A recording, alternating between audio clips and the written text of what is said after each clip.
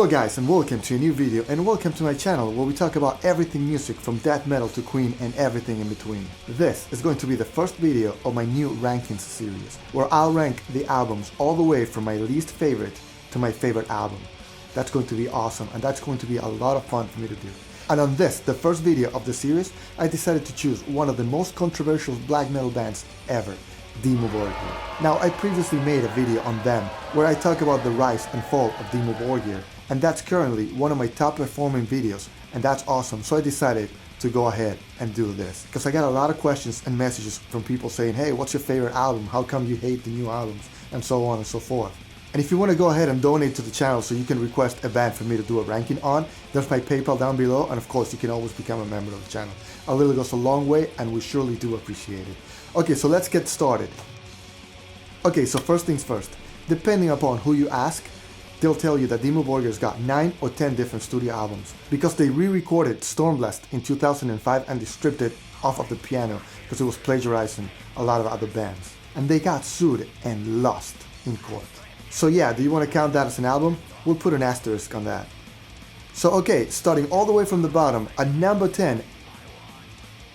Oh man, I did not get into it at all. I could not get into it. It's so different. I mean, Dimmu Borgir is kind of become the Metallica of black metal. A lot of people hate Dimmu Borgir, a lot of people love Dimmu Borgir, but most people, such as myself, love the old stuff and hate the new stuff. It's just the way it is. I know there's a lot of you out there who are new fans who love the new stuff and can't stand the old stuff because of course the production is not the same. The sound quality was not the same back then as it is now. But then again, it really had a lot more soul and a lot more darkness back then. Dimmu Borgir, to me and so many others, has become a parody of themselves. So they look and sound like Dimmu Borgir, but exaggerated with a lot more theatricals and a lot more visuals and a lot of female vocals. Which are not bad, I mean not necessarily, but in this case, to me it just doesn't work. Abracadabra came out in 2010. Coming up on number 9, I'm going to choose Eonian from 2018. I just listened to it for the first time before recording this video, and I can already tell you I hate it less than I hate Abracadabra. Abracadabra, Abracadabra, Abracababra, however that's pronounced. It actually has a lot more opera elements, and it sounds a little bit more intricate. Coming up on number 8, In Sorte Diaboli. That was definitely a transitional album for them, and you can really tell. I mean, you can definitely tell that they're starting to shift towards a more commercial sound, and of course, this is the last album where you had Mustes and Vortex, and it was the only album with Hellhammer on drums. So yeah, definitely a breaking point, but you still had some of that early 2000s Dimmu Borgir sound. I mean, it did come out in 2007, but it sounded a lot more like the previous album. Okay, so for lucky number 7, I'm going to choose Stormblast 2005 asterisk. And here's the deal, I mean, it's still a great album, but it's a remake of an awesome album with a lot of the parts stripped out. And I really miss the piano. I mean, I know it's a copy of something else, but it just worked so well on the original Stormblast. And I heard that album so many times that by the time this one came out, I hated it. So yeah, if you want to count it as an album, that'll be my number 7 on this list. Coming up on number 6, Spiritual Black Dimensions from 1999. It was definitely a different album from the first 3, which happened to be my favorite albums anyway, and that made me and a lot of people not take it so candidly. But in hindsight, it's a really, really good album, especially if you compare it to the newer ones. I mean, it definitely has some really high points, but it was a transitional album between really raw and dark black metal and what would they come up with later, which is definitely more gothic and industrial influenced black metal. And of course, let's not forget the symphonic elements of it. Alright, so far so good, right? Okay, so let's get into my top 5 Dimmu Borgir albums. Now of course, music is subjective and your choices might be completely different from mine, and that's fine. If they are, drop me a comment in the comment section down below. I would love to know what your ranking is. And of course, if you actually do like the newer ones better than the old ones, please drop me a comment and let me know why that is. Okay, so number 5 goes to Puritanical Euphoria, Misanthropia from 2001. This is an awesome album. It sounded heavy, it was fast, and of course, it came out just as I started high school, so I had a lot of time to listen to it, and it's got some great tunes in it. Kings of the Carnival Creation, Symposium, Indoctrination, Puritania of course, and my personal favorite and a song that we actually used to cover with my previous band Serpenthorn, Blessings Upon the Throne of Tyranny. Great album. Now the production here is sick. and it's definitely a commercially oriented album. It's got a lot of that gothic industrial sound to it, but it's still pretty damn good. And of course, the band's sound really changed when Nicholas Barker, the drummer, came in on this album. So yeah, pretty awesome. Okay, coming in at number 4, Death Cult Armageddon from 2003. Again, back in high school, an album I really listened to a lot.